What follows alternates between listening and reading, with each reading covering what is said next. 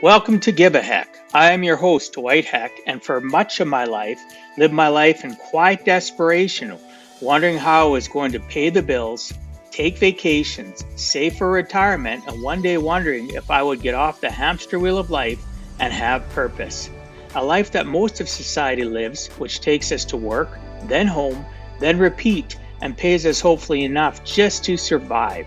The harsh truth that most live with more month than money and have no idea how to live life on purpose, not by accident. This ensures the mass majority are living not just financially broke, however emotionally and mentally as well due to financial pressures. In each episode, I will introduce you to thoughts, ideas, and guests that can help you to learn how you too can live life on purpose, not by accident. Good day, and welcome to Give a Heck. On today's show, I welcome Angie Manson. From low-income housing to CEO of Elevate Addiction Services, Angie has been through a whirlwind of character-building moments that would have seen most people give up and quit on life and coast until most likely an inevitable life or extreme hardship or death from poor choices. Angie started using drugs and alcohol at 11 years old, which were easily accessible to her in a 24-hour town of Reno, Nevada. Her environment guided her start on the journey of addiction. Her first experience in a treatment center was at the young age of 16, an intervention thrust upon her by her family. Once she hit 18, Angie had learned to manipulate the system and adopted a criminal behavior, which seen her facing a 10-year term in prison. Angie got to experience something many do not on the path she had chosen, and that was a compassionate judge, a judge who himself was in recovery. He sentenced her to treatment, and there began a journey that changed her life forever. Angie realized a passion for helping others and giving back and discovered her true purpose. Once her 3 years of probation was complete, a clean slate in hand, Angie found her true passion and purpose to help others struggling with addiction. As the CEO of Elevate Addiction Services, the only drug rehab in the country to have a CrossFit gym, Angie is passionate about health and fitness.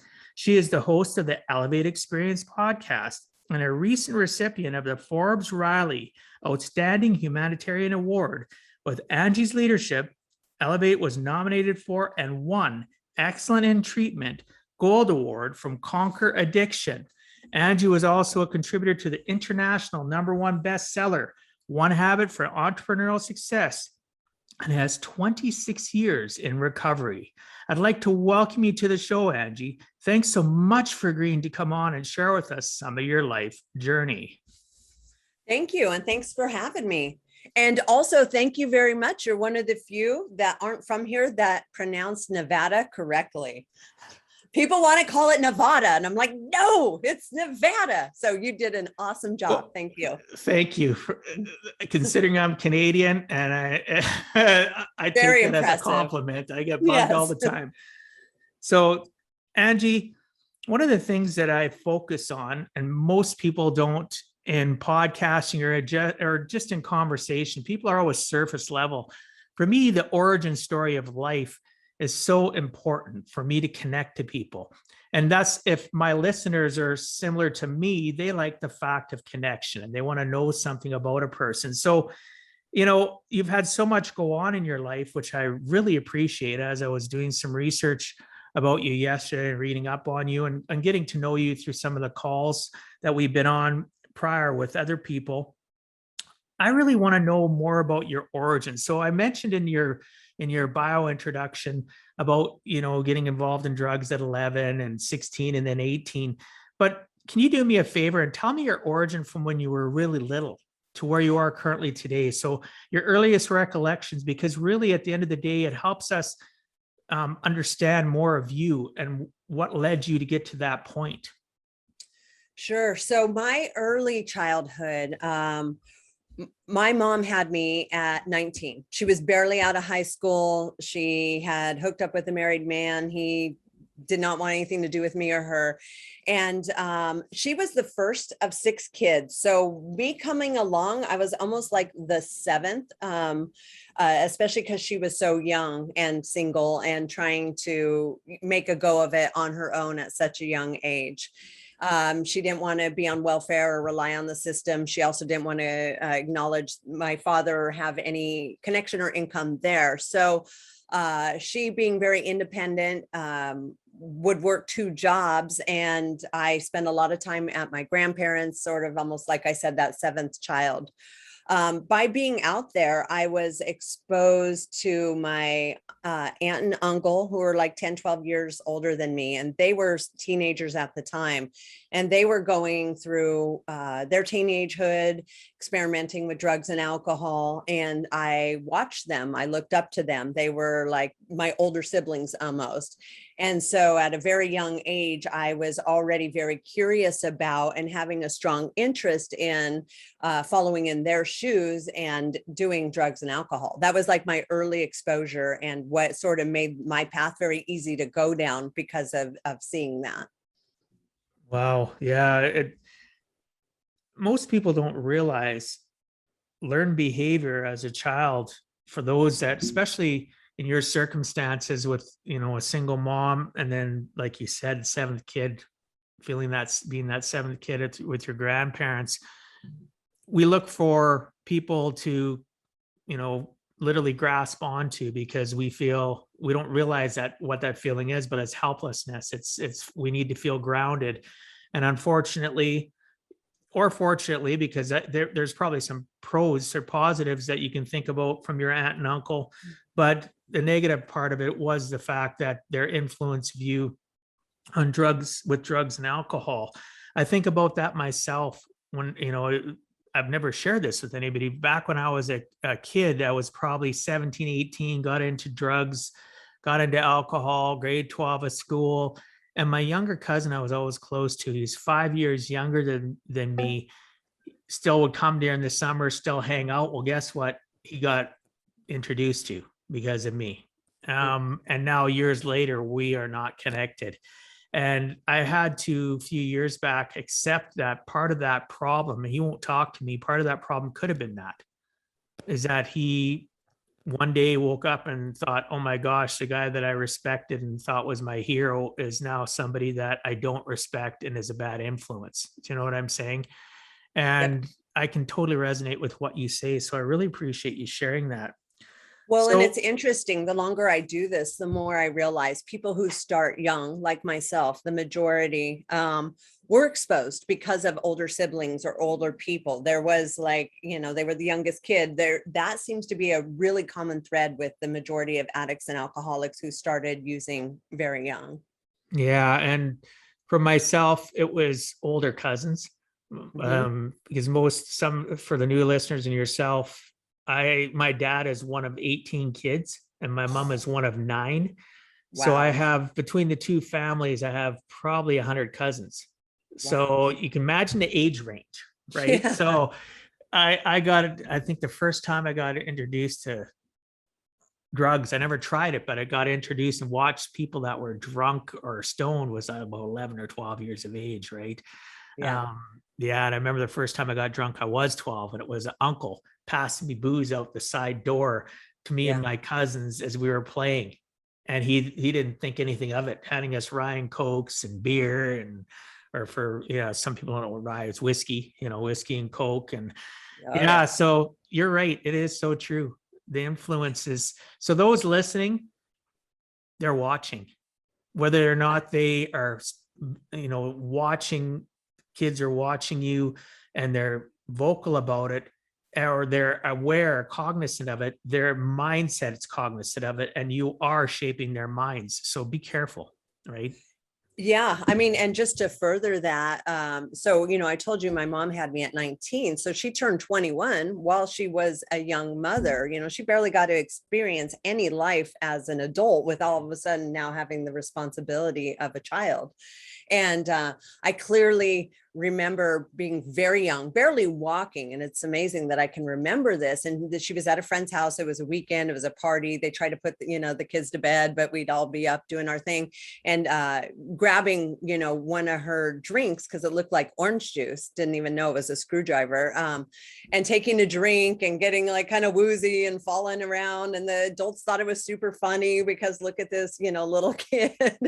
And, again, like you said, they're watching, even at young ages, you're watching, you're absorbing, you're seeing, this looks fun. Everybody thinks this is great. Oh my God, everybody thinks I'm great. You start to develop these thoughts, and it molds you at a very young age into that sort of lifestyle.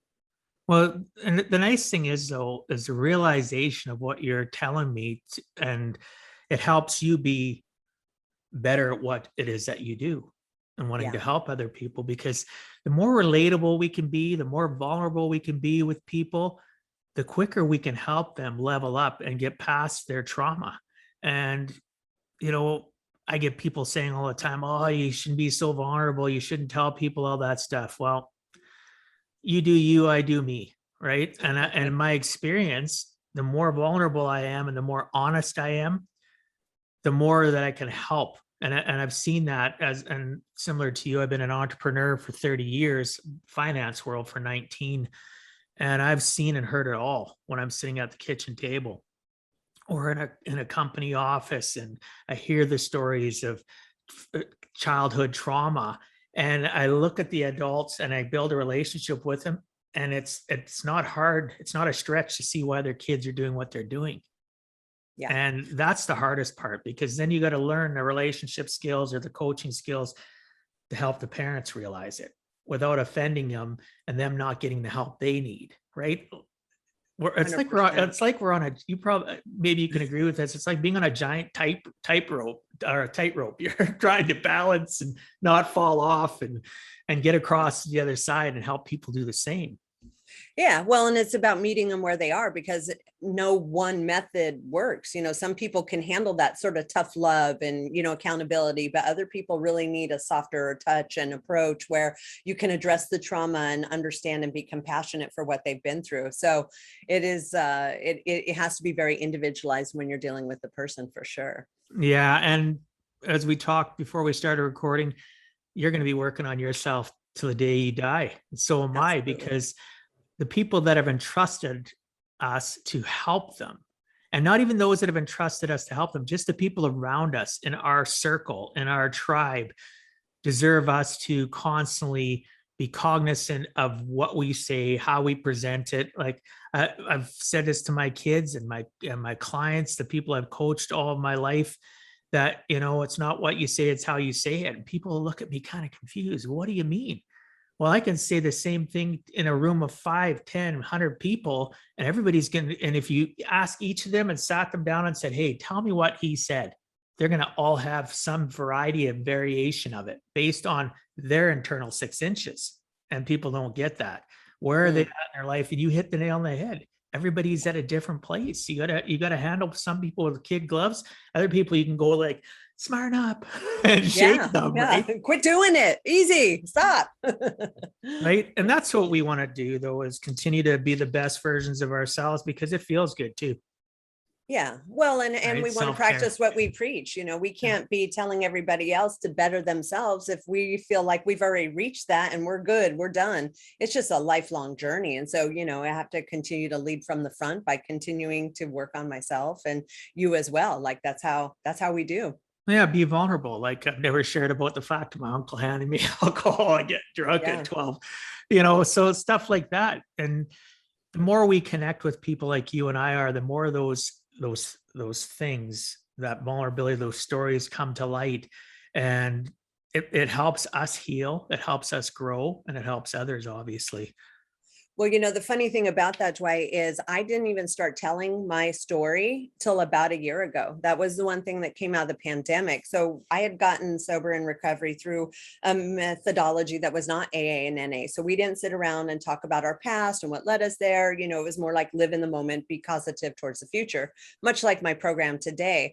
And then basically, like in the real world, as we call it, I felt like it was a blemish to be an addict or an alcoholic. And I didn't want the judgment from society about being that person. And so it wasn't until about a year ago, and Forbes Riley actually helped me with this, where I started to realize that the story is my story. And that's what people connect to, is the vulnerability, hearing the story. It's a great story. Like, why are you not telling this? And I'm like, well, I don't want to, people to think I'm just a drug addict. It's like, well, it's been 27 years. Is that really what they're going to think?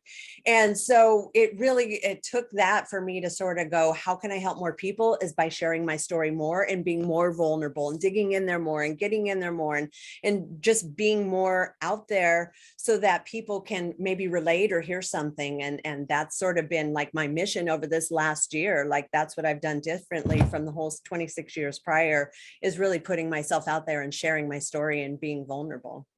Wow. You and I have got so many similarities. Mine's been about a year too. Yeah. Prior to that, I would be vulnerable to my clients at a kitchen table or at their business or whatever. I'd be vulnerable to a certain extent, so that they could relate the fact, but it was always really finance based. And some of it was lifestyle coaching. I did lots of that. Like I said, trying to help them understand that their challenges. I did a lot of, like, people say, well, they go to their hairstylist, their barber, and, or their bartender, and they're telling them stuff. Well, like, in my world, that happens all the time. I get people telling me about things, and they're telling me because sometimes it's to release that, to vent, because they got nobody else. But a lot of times they're also looking for somebody to, lift them up, to give them some advice. So I know in the last year, I've gotten that much better at my business as well. So I appreciate you sharing that. Yeah. And I have some questions later on in regards to your different program and how you apply it when you brought up AA and NA, but we'll leave that for now. Okay. So Angie, you started using drugs and alcohol at 11 years of age, and which by 16 you ended up in rehab. What or who influenced you to continue on down the destructive path you were on, and what pivotal point finally made your family intervene? So what pushed them to the rehab is I was already going down, and I think it was hard because I was very smart. Like, back when I was growing up, we would do these testings where you'd see what grade level you were reading at, math at, all these different things. And I would say in the second grade was testing out at like 10th grade. So I had this innate smarts about me. So when it started failing in school, my mom knew there was a problem.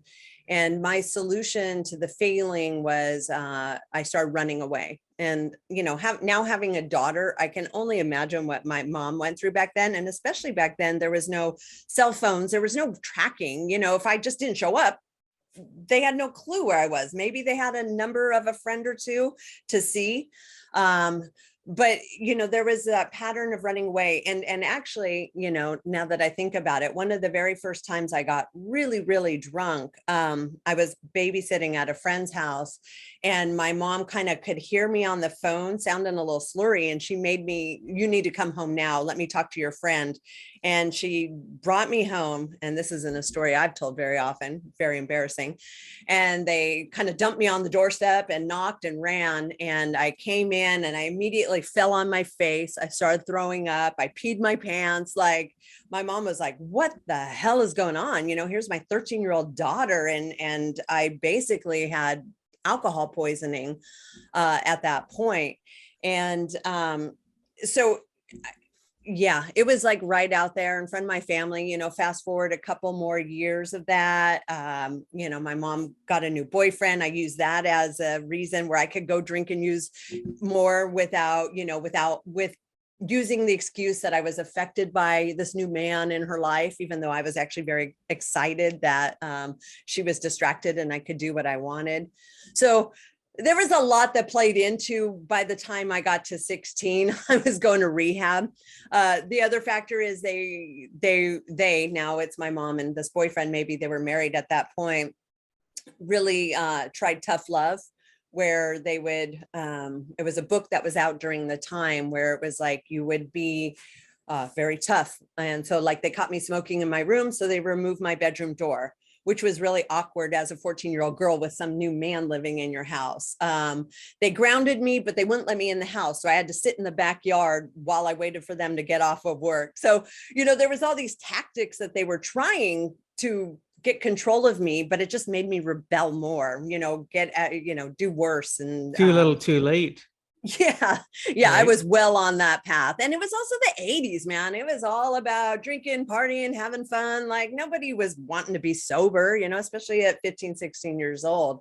It was all about, the keg parties every weekend. Where were they? And I was definitely not ready. So at 16, I had been failing in school, and my parents said, look, it's your 16th birthday. We will allow you to go out, but you have to be home by midnight. And we're only giving you this exception because it's your birthday. I said, okay, cool. So I went out with some friends. I'm like, oh shit, it's midnight. Here's what we'll do. I'll go home and then I'll say goodnight and I'll sneak back out my window and we'll go back to the party. I show up around 12:15, 12:30. I'm thinking this is great for me because I'm usually like, 3 hours past curfew. Show up. I tried to go to my room to put my purse. They sort of blocked the door. They said, okay, we've called the cops. They're on the way. They're coming to get you. And I'm like, wow. Wait, what? Yeah, you're past curfew. We told you midnight. You pushed it. And so sit in this chair until the cops come. And I was like, oh, shit, I got friends coming to the window. Like, what am I going to do? I'm just trying to talk my way out of this. Finally, after about 15 minutes, I think it's the cops and it's my friend. She's like, hey, is Angie here? Can she come out? And they're like, no, get out of here. And I go running for the door like, yeah, Don, I'm coming. And my stepdad tackles me on the ground. And, being the 80s, I was in a mini skirt and, little shirt. And that's what the cops walked into, is me basically flat down, spread eagle with my stepdad sitting on top of me, trying to run out the front door. So that led me to juvenile hall for 7 days, straight into a drug and alcohol rehab. Wow. I didn't know the police would get involved in stuff like that. Yeah. So if you find your child is incorrigible, that's the technical word, means I can't handle them, they will let you keep them in juvenile hall for like $50 a night. Oh, wow. See, I can relate so much to what you're talking about, not necessarily directly to myself, but single dad of 5 kids. My one daughter, love her to pieces, went through all that stuff. And here, in order for me to get stuff done, I had to go in front of a judge and get an order signed. And then the police could intervene because she was involved in some pretty heavy drugs and alcohol, running away all the time. I had custody of her because her mom was a bad influence at the time. And she basically would take off all the time and didn't know where she was, and had people help me figure out where she was after I got a court order and she got picked up. But then the police were allowed to pick her up and take her, because unless she broke the law, which she wasn't, at 14 in our stupid ass country, you're pretty much allowed to make your own friggin' decisions, which makes no sense to me. But anyway, so I do understand what you're talking about. It was a really challenging time. She ended up coming out of that lockdown and going into a group home for 8 months. And literally, bottom line is, I can totally understand what you were, not completely understand, I guess, what you went through, but I can relate because of what my own daughter put our family through. And the nice thing is, though, listeners, look where Angie is now today. If you have children that are stuck in that, they grow past it. They elevate. They level up. My daughter did. She's a productive member of society. She's in her mid-20s. She figured it out, right? Along the way, she had some kids for me. I have grandkids, and that's okay, right? It grounded her. Great. It actually helped her, right? So I appreciate you sharing that.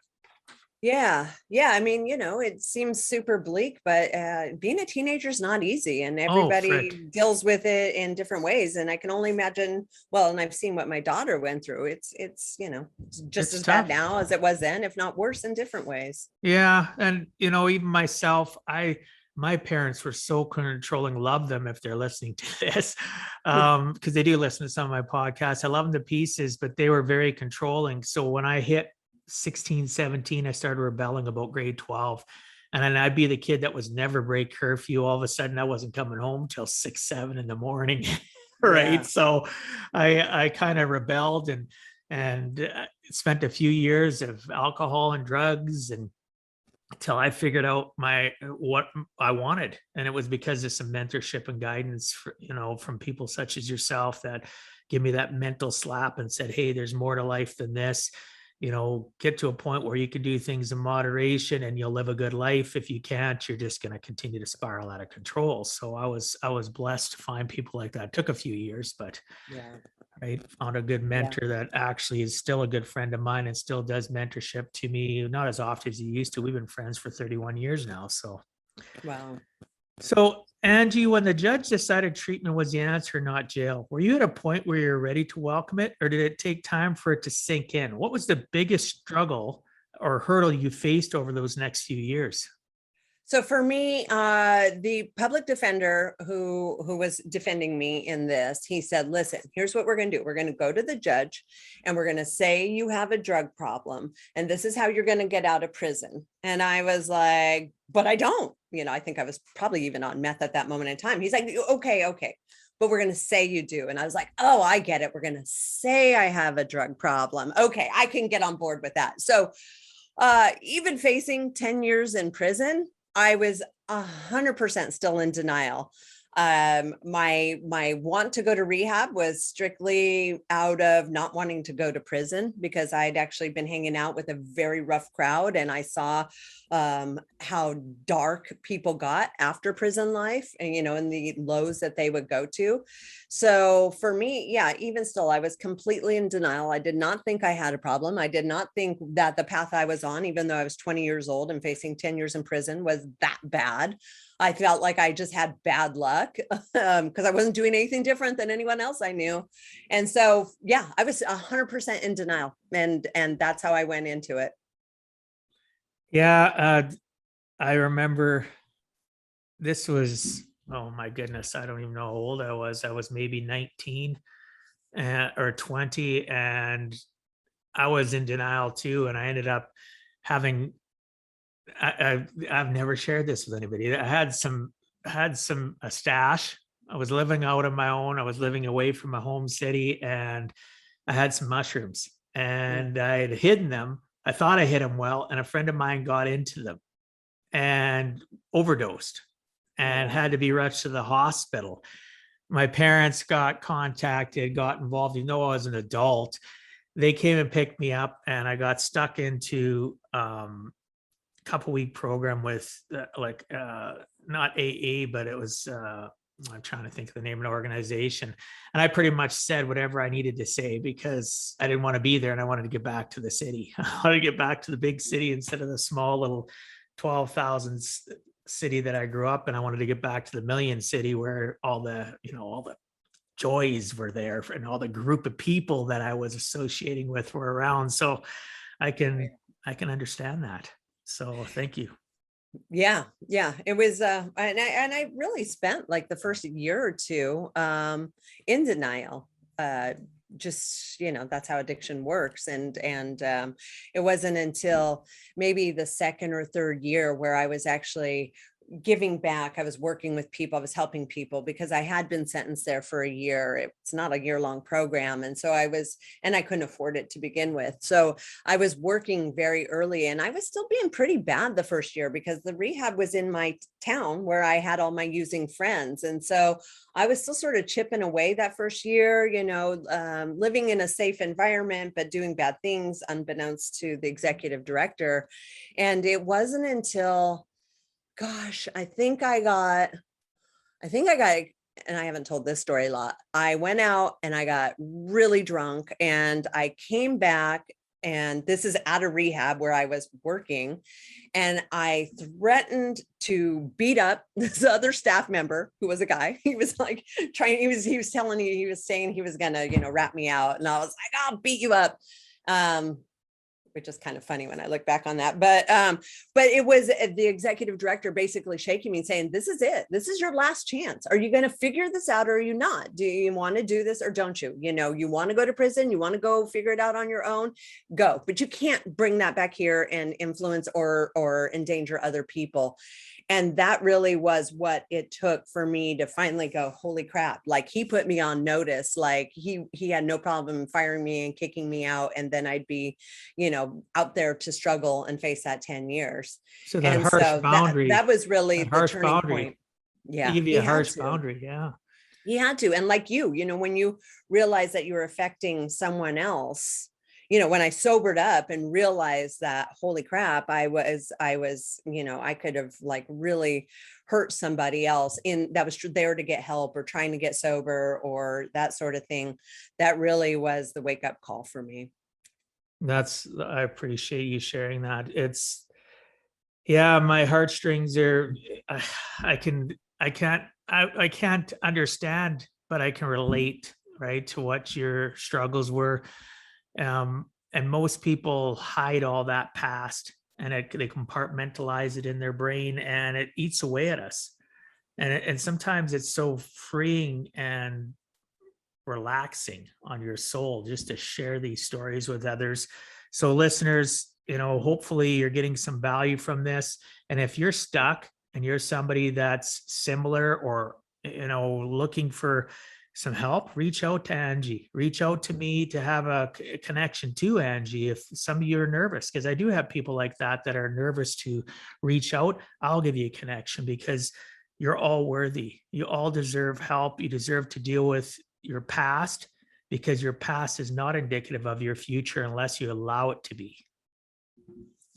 So yeah, well, and I'll further say that like that is what made me realize what my true passion and purpose was, is realizing that I could hurt people far more affected me than me just hurting myself, you know, facing 10 years, you know, yeah, all that stuff was bad, but it was the realization that my actions could really hurt and endanger somebody else that made me realize actually that's my purpose, is to help others. It's to be there, be of service, get people on the right journey. So the thing that ruined me was the thing that saved me. And that is why I'm still here 27 years later doing the exact same thing, because I so much believe there's so many people that are like me that need help and just don't know the path or the way or, you know, the stigma or all the things that go with it. yeah, there is so much stigma about it though. There's still Mhm. people today that will judge me that knew me back in the past when I got, you know, when my friend ended up in the hospital and getting his stomach pumped and on intravenous because of the mushrooms that were mine. And there's people that still know that story. I don't associate with them anymore, but over the years it came up, or they judge me for my partying past, or they judge me for, you know, failed marriage, or they judge me for, you know what I mean? Like Yeah. people are so judgmental and they judge others because usually their lives are screwed up themselves. They couldn't stand to look in their own mirror and judge themselves or realize that they're messed up. So they feed off of, you know, their opinion of other people and sharing it, right? Which is terrible. Yeah, it's terrible. And unfortunately, now with social media, we're exposed to it way more than we used to be. You know, it used to be you'd hear through the grapevine, so and so doesn't like you or approve of you. Now it's like you see it right there online. You get that instant feedback of haters, and it's much more difficult, I think, to navigate. Well, and you know what? You're right. Social media has made it is a blessing and it's a curse. But Yeah. bottom line, I embrace my past.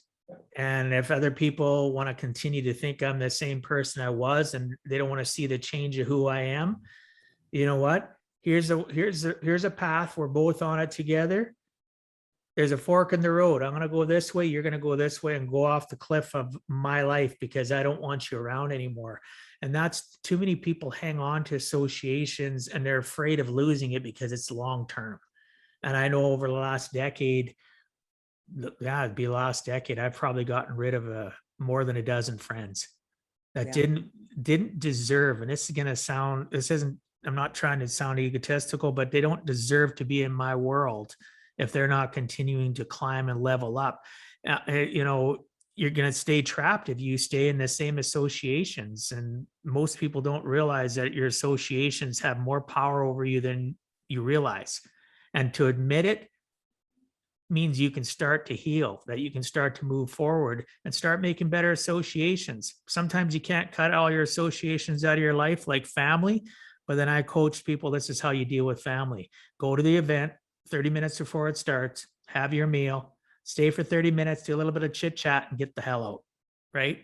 It's okay to want to protect yourself, because by protecting yourself, you're protecting others that are now in your sphere of your life. And maybe they've already been in your life, your kids or whatever, and they're going to start to see changes in you, and you're going to continue to attract good people, right? Not that the Yeah. other people in your life didn't have some goodness, but their badness trumped their goodness, and you need to get the hell away.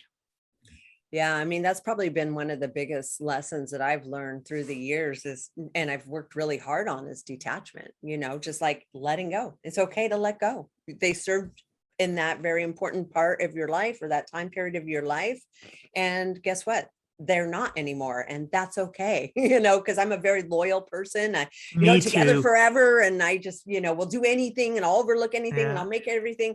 And I've just really had to, in the last few years, really, especially as an employer with, 70 employees who I put them through the program. They work for me. We're all very close. We're a family. They decide to leave. And I'm like, what? Why? I took it very personal for a very long time, and I've really had to work on detachment and realizing there's a time and place for everyone and everything, and it's very rare that somebody's with you that entire time, because me, you, us as people, we're constantly changing, and we should have people that are like-minded and at the same level as us, so we can keep going up.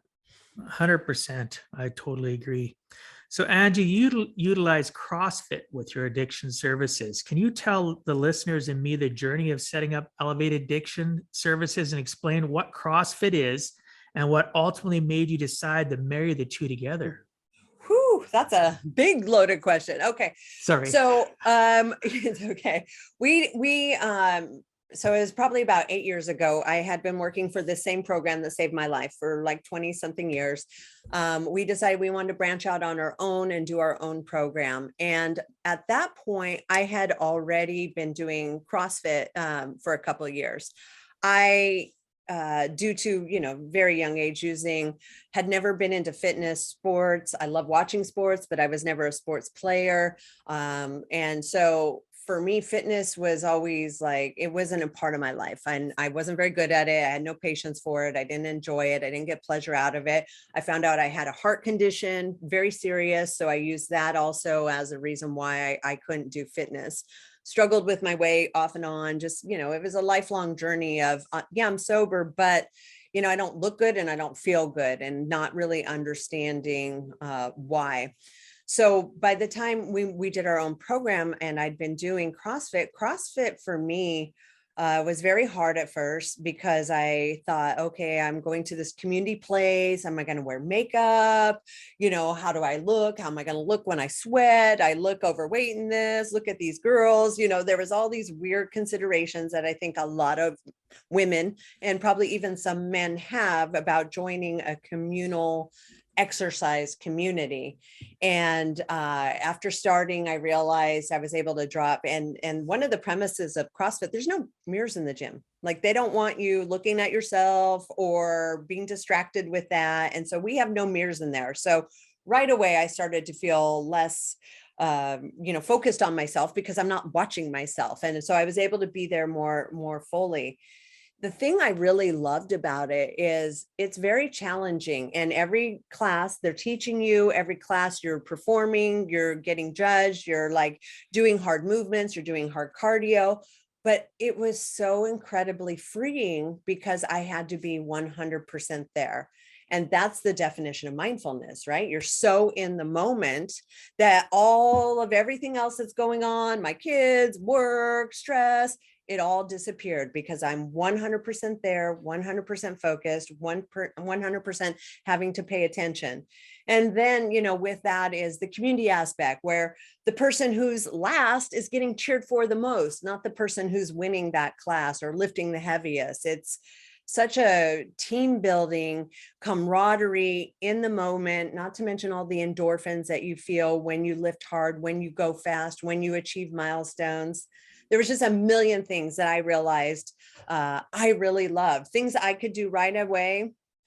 I never thought I could do. Like I was the first one. We did a handstand hold against the wall. I'd never done that in my life, but I was able to stand up there for like 3+ minutes while everybody else who was way fitter than me was dropping. And I was like, wow, there's something I'm really good at. It's a handstand hold. Who knew? Like I wouldn't have known that. I'm since not as good. My shoulders aren't as great as they were back then, but and then there would be team workouts where I found I work harder when I have a partner because I don't want to let that partner down. So if I'm only being accountable for myself, I'll push myself to a limit. But if I have a partner, I'm going to push myself harder because I really care about them. And so anyway, starting to get wins from doing CrossFit, realized with my bigger frame, super good or better at lifting heavier weights than a lot of other people. Like that was the one thing that I was really good at. And in a CrossFit gym, you're encouraged to drop that barbell. You're encouraged to grunt as you put out a movement. You're not being made wrong for making noises. Like it's a cool environment for you to just really throw a bunch of heavy weight around and feel really good.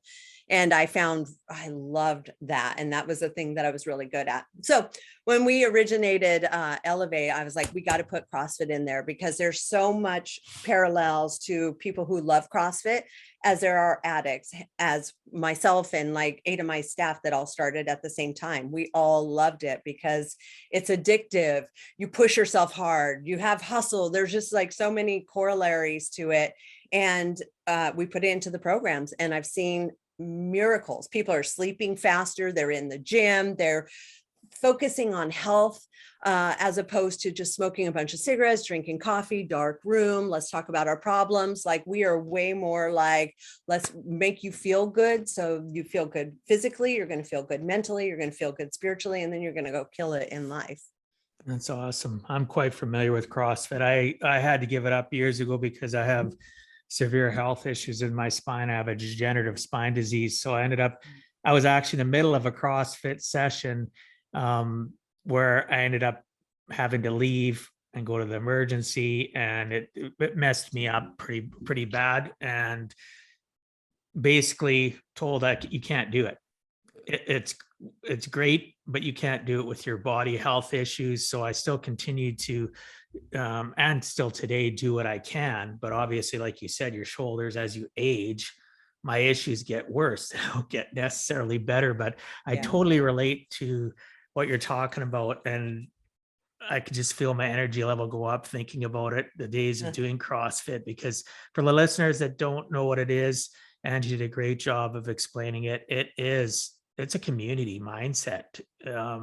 And it's not like your typical gym. And I'm not against the people that are listening that go to a typical gym, but if you're looking to elevate or level up, you should check out CrossFit, because I actually put my son, he's now 22 years of age. He was having some problems, very shy.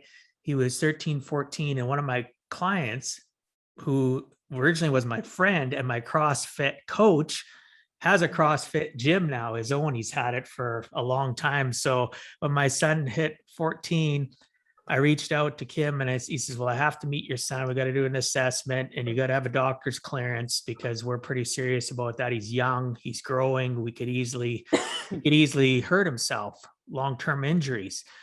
And I put him into CrossFit for a couple of years and he excelled at it. He actually, he was the youngest kid in the group. There was, he'd go to the same session. Usually it was 5 o'clock. He'd go a couple times a week.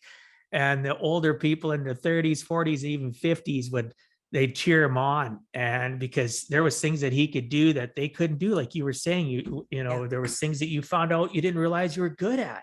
And I seen his confidence level go up. And all of a sudden one day he didn't want to go anymore. And I wasn't about to push him because puberty hit and he's 16 and he's just like, I'm gonna, whatever. But, I honestly believe it made a difference in his life, right? Long term. So I appreciate you sharing that.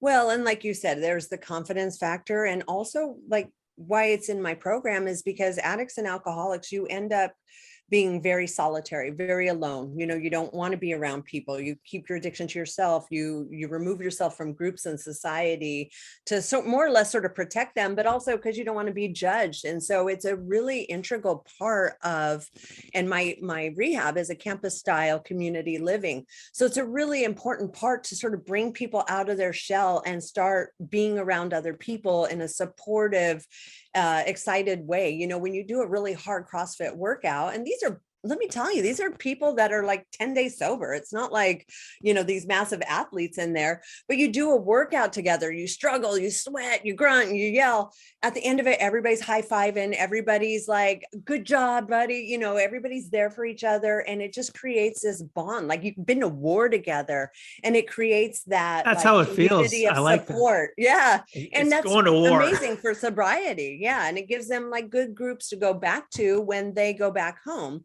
So it's a really, it's fitness, it's health, it's called functional fitness because it teaches you, like say I just lift a bunch of weight in a crisis. That's great if I have to haul somebody out of there. But if my endurance isn't so good, I could pick them up. I could take maybe 5 steps, but I wouldn't be able to go much further because my cardio sucks. So CrossFit works on your cardio, your strength, your endurance. So if there's any situation that you are in, you can get yourself out of it or help or be the best person that you can be in that situation. I completely agree. One of the things in the last couple, we've been discussing all this stuff. The word shame keeps on popping into my mind. Mm-hmm. We're shamed by society for being people that have had addiction issues in the past or currently still have addiction issues, and we're working on it.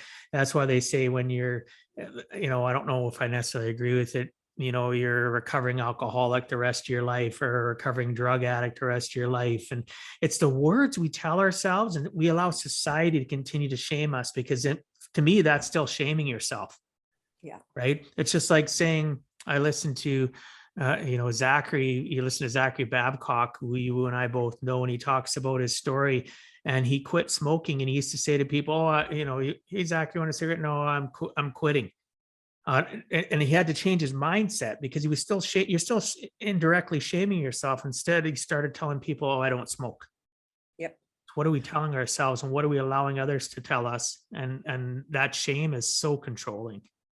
Well, and that's 100% why we, have the program that we have, because, not having used for 20 years, but still calling yourself an addict, it's creating sobriety based out of fear. You're afraid. So you got to make sure you remind yourself every single day that you're this person. Well, how the hell are you going to elevate in society if you're labeling yourself something very negative and derogatory? That was your past. That was your past. That's not who you are. That doesn't 100%. define you. That says, I used to use drugs and alcohol. I used to be an addict, but I overcame that. And now look at me, I'm amazing entrepreneur, healthy individual, killing life in society. I don't want to be, labeled something that I did 30 years ago when I was a teenager. And so it works for a lot of people. And that's why I'm definitely not opposed, because any amount of help that gets people on the right path is the right path. But then there's a lot of people like us who realize that label is just very self-invalidating, and it's hard to rise above when you're constantly pushing yourself back down and scared. So yeah, completely. And that's why we're going to go on to the next part of the conversation I wanted to discuss, because I personally think, because I have gone to AA and NA, not for me, but sponsoring others. As I had changed my life, I had people around me that were still part of my world that were way worse off than me, doing the heavier drugs and stuff. And I went and sponsored and was a person that was going to hold them up. And I thought a lot of the programs broken, both in AA and NA, because they're similar. They're in North America. It doesn't matter if you're in Canada or the US. So could you explain your treatment modality and what makes you different than the norm of AA and NA? And what are the things that you don't like about the current programs? So, oh man, so much. So the first premise of AA is admit you're powerless. And even when I was using and at my worst, I didn't believe I was powerless. I kind of knew I was one that was out there doing it. And I also didn't want to assign this power to this substance and say it had power over me. So that was my first fundamental disagreement with it, is saying I'm powerless.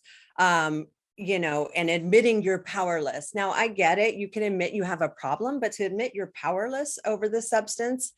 And that's why you'll see even my podcast logo here, living empowered, not powerless, because our goal is to empower people to be strong enough to overcome your addiction, not the victim of a disease for the rest of your life. You created this, you fix it. And that's kind of the mentality we take. We definitely address the trauma, because there's been terrible, horrific stuff that's happened to each and every one of us in our childhood. A lot of people's solution to that was they went down the drug and alcohol path. So we address the trauma, we work through that. We have different parts in our program that address that, one-on-one counseling and CBD, CBT, DBT, all the different catchphrases. But then, and we also use mindfulness to bring them into the present, so they're not trapped in that past trauma. And so that's the other part that we focus on. That's a big difference, is we don't discuss and linger in our past every meeting, every week, everything. Let's dredge this up. And then I did this, and then I did that. What I found when I went to meetings is these people have been sober for 20 years, but they were miserable. They were unhappy. They were like sober, but they're like hanging on by a thread. And I, as a newbie, looked at that and said, why do I want to get sober? Look at these people. That sounds awful. Like, there was nothing appealing about getting sober by going to those meetings that indicated to me. So we employ positive psychology, which is, you're looking at the glass half full. You're looking at the silver lining. You're looking at, this horrific thing sucked, but what good came out of that? Let's diagnose that. Let's look at that, and really training the people to look for and recognize the good that comes out of bad situations. So that's some of the things, like I talked about mindfulness, that's a tool that we can take with us wherever we go. You start to feel triggered. It's not like, where's a meeting? Oh my God, there's not a meeting. Okay, I might as well use. It's more like, find your breath, find the moment, recognize what's happening. Don't react, get yourself through it. Now confront the situation. Good. You can move on. So, we try to give people helpful tools where they can handle any situation without feeling like they're fearful or they're scared, because, that's life. That's the world we live in. You got to be prepared for anything. Well, you're empowering people, and that's part of the program's problems that they have out there. They're teaching them that they're the crutch, that you have to find a meeting, and and I have a friend, I haven't talked to him in a few years. He moved away, and he used to always tell people, I'm a recovering alcoholic, yet I haven't drank in 25 years, or I got to go to a meeting or I'll relapse. How about you teach them the things that you're talking about, the mindfulness, the breath work, the grounding, the centering, just stopping and closing your eyes and thinking and opening it up and looking around and being grateful for the tree out there, or a bird, or the fact that you see somebody in a wheelchair around you, or whatever your visual world is, and appreciating the fact that you're alive, and that you're strong, and you've been taught that you're strong, and you're taught that you're not defined by your past. Whereas I think the programs are broken in many ways, because they continue to keep you tethered or anchored to the past, and that's not healthy at all. No, I mean, the group is good, because everybody needs a support group, Of but course, at the same time, I agree, those are the faults. Like, you got to find good, healthy support groups that are like-minded and want to excel in life, not just talk about their addiction from 20 years ago. And a lot about sharing the same stories over and over and over again. Right. Yeah. And that just keeps you stuck in your past. Like, no wonder you can't move on. You're just talking about your past, like, every week. Exactly. And then other people listen to that and they're like, like, for me, I was like, I wasn't that bad. Like I'm 19 years old. These people, like, they're bad. And for me, it worked in my mind as a reason why I shouldn't get sober, because, I'm comparing myself to them because I'm hearing the stories. And that's a big no-no, like at our program. I mean, we'll do different groups and teams where people will share, but it's not glorifying or, you know, reliving the past over and over again. You know, that's something you work on with your counselor in private. But what we're working on now is the present and planning for the future in a very productive way. And a lot of that also, like you were just talking about, is recognizing negative self-talk, because people with drug problems and alcohol problems, very low self-esteem, a lot of shame, guilt. There's a lot of negative emotion with that. And what keeps people in that is like, oh, well, I can't do that. I'm just, you know, I suck. I've always sucked at this, or I can't do that because I'm just an addict. Your bar goes down of what is expected for you to be doing well. And so we do a lot of looking at that negative self-talk that's keeping you trapped in that addiction and in the past, and recognizing it. And this was something even for me that I got a lot out of, because I didn't realize, like, I have, I mean, it's not body dysmorphia, but I definitely, like, I just see flaws in myself physically. I don't see like the positive things. I've just always been that way. And I said something to somebody and they're like, would you say that to somebody else? Would you tell your best friend that? And I was like, God, no, that's so mean. Why would I ever say that to somebody? And they're like, well, why are you saying that to yourself? And I was like, oh man, why am I saying that to myself? And it's just sometimes needing the tools to help us recognize what we are playing in our mind that's creating our present. And we do a lot of tools to work on that, because negative self-talk will do you in. Even when you're doing well, you'll talk yourself out of doing well. Yeah, it's so predominant in our society today. And it's not even always just said verbally, your negative self-talk. It with social media, back to what we were talking about today, it's so prevalent, and it's something that is damaging and destroying our world. It's got to be recognized. It needs to be addressed. And I think one of the things that, and again, those that listen, I'm not picking on the education system, but the education system is broken, just like NA and AA is broken in specific areas where they need to change. The education system needs to start talking and teaching our youth. If they don't have it at home, they need to at least hear it the 7-8 hours they're at school, about not being self-deprecating to themselves or tearing themselves down, or similar things like you were saying. Would you say that to a friend? So if they heard a teacher or somebody heard somebody talking to another friend, and pull them aside and say it very kindly, would you say that to, I heard you saying something about yourself that wasn't very kind. Would you tell your friend that? No. Well, then you shouldn't tell yourself that, because you're your best friend. Right. Yeah. That's the way I look at it anyway. Yeah. And at the end of the day, you're going to have you your whole life. You're not going to have most likely these people that are all around you. So why not treat yourself that the best you possibly can, and put that time into yourself and invest in yourself, because you are who you are, your body, your mind, your spirit, and you'll always be you. So invest. Yeah. And you always got to invest and work on yourself. As you're saying, Yeah. like you said, you were, you don't necessarily, or not just necessarily you, but a lot of us don't like what we see in the mirror. And it's tough. It's tough to look at yourself in the mirror and say, I like what I see, flawed or not, right? It is what it is.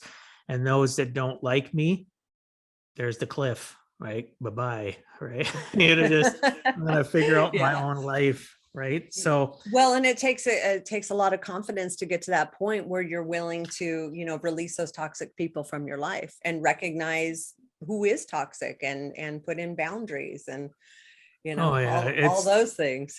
and again, back to what we talked about earlier, in order to understand and figure out who's not toxic, we need to also understand who is good for us, so that we can be associated with those that are not afraid to be politely blunt, to give us that mental slap to say, hey, you know what, that person isn't the greatest for you.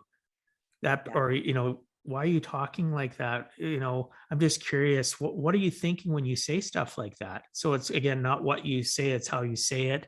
And we just don't have enough of that in our world. And it needs to start back in the school system. It doesn't mean we're not going to end up with people that aren't addicts.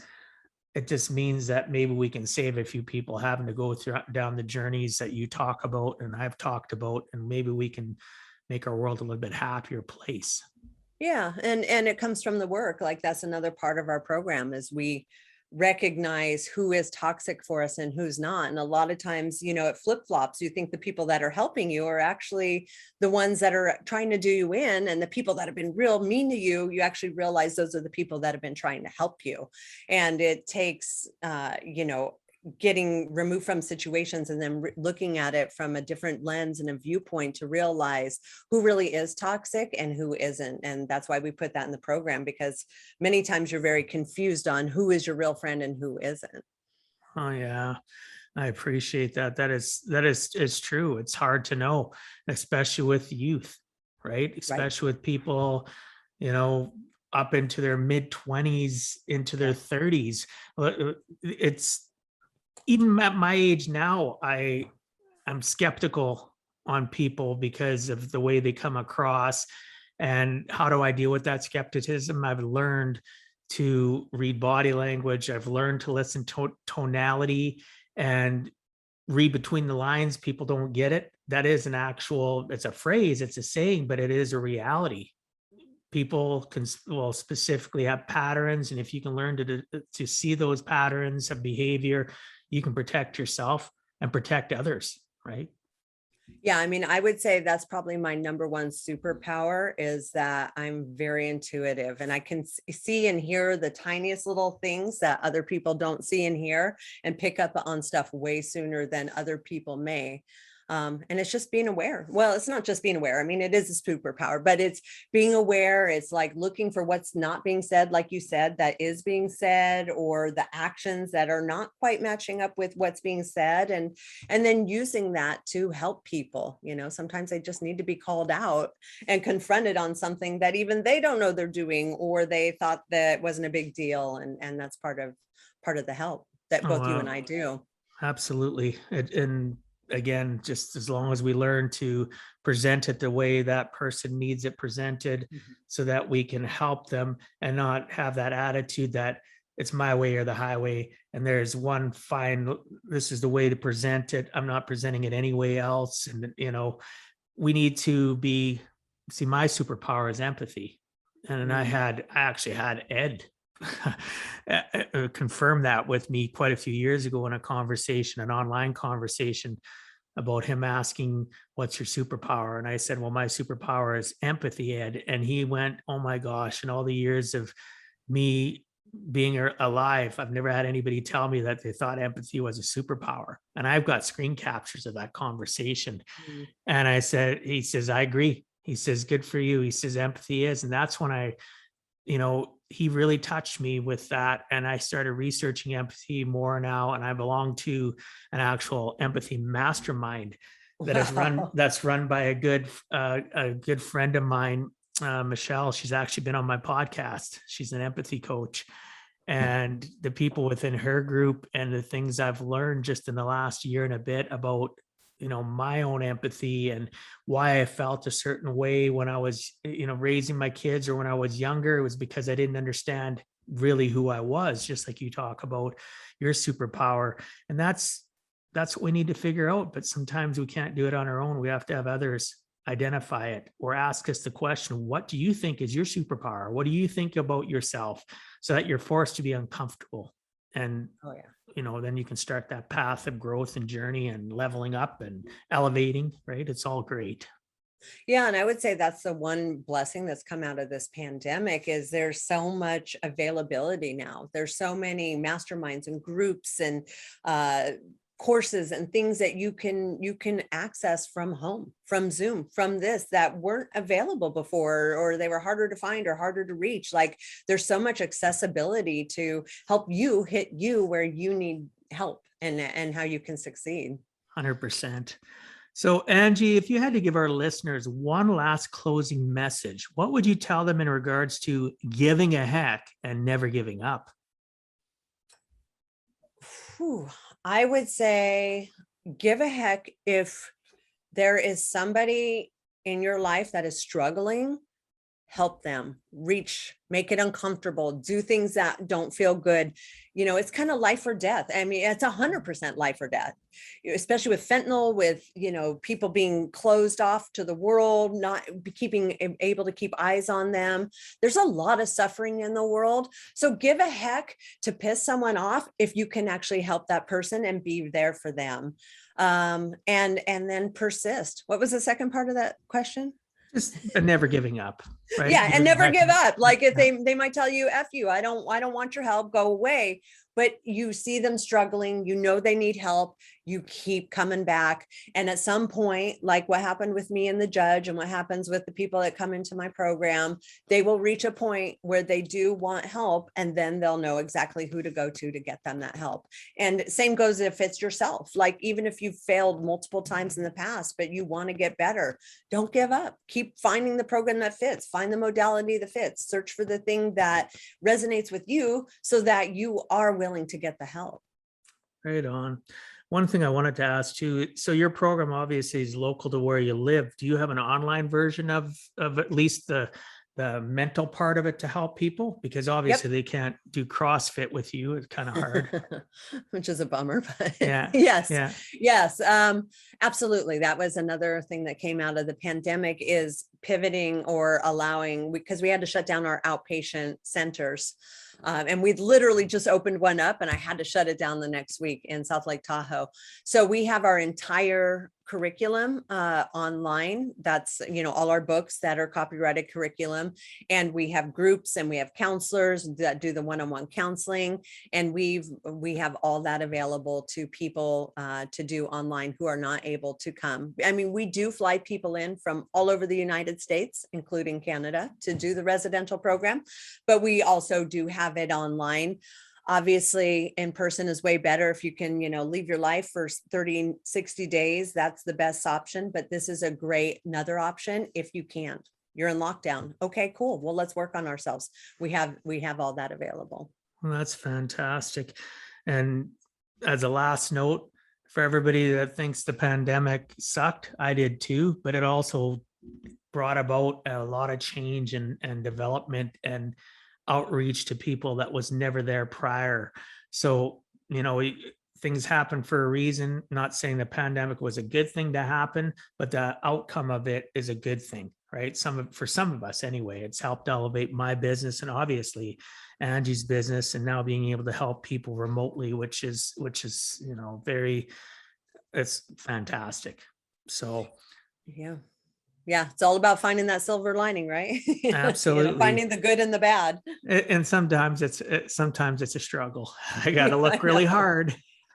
Yeah, and it doesn't look like it's getting easier, that's for sure. Yeah. So, well, our time is almost up. I want to respect our listeners and your time. However, before we end, can you please tell the listeners what's the best way to reach you? If they want to reach me personally, I'm on Instagram, Angie.at.elevate. I'm very responsive to my DMs. Anytime you send me something, I can help or just respond. I'm there. Our website is www.elevaterehab.org. There's 24-hour support there via chat, phone numbers, information. You can also access all my podcasts through our website. Any of those will get you to me or Elevate at any time. Okay, I'll make sure that gets put into the show notes, which listeners can find at giveaheck.com. Go into the podcast part of the portal, and you'll be able to find Angie's information and contact. So thanks so much for being on Give a Heck, Angie. I appreciate your time and sharing some of your experiences so that others too can learn it is never too late to give a heck.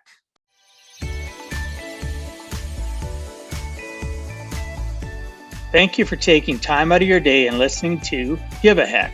If you find value, I'd appreciate you sharing with your friends and family so they too can learn how to live life on purpose, not by accident. So you do not miss the next episode, please subscribe on your favorite podcast platform, and please also post a review. I look forward to reading your comments. This has been Dwight Heck. If you want to check out other podcast episodes or today's show notes, please check out my website, giveaheck.com, And until next time, together let us all strive to give a heck.